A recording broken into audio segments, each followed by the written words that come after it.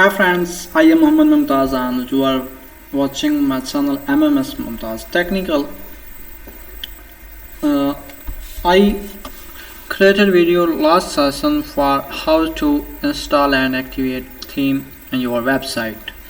So many my friends asking there was some error when they click on check visit sites on new tab. There are one error which shows that not found any content on this site. So for that reason, how to solve that error, kindly go on your Sahifa or just which theme you installed, only go on that and click on import demo data. When you will click on import data, it's only for Sahifa. I'm telling about Sahifa theme. When you will go to Sahifa import data, just click on import data and you will check there is too many lists for import data.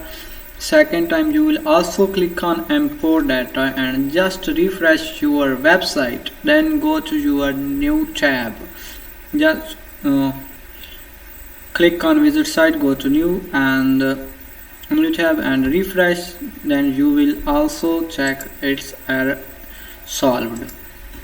It's only for that because your some files are missing in this important data, so you can solve this error very fast. I think you'll watch this complete video and you like this, share this, comment, and if you are new on my channel, kindly subscribe. Thanks, bye bye.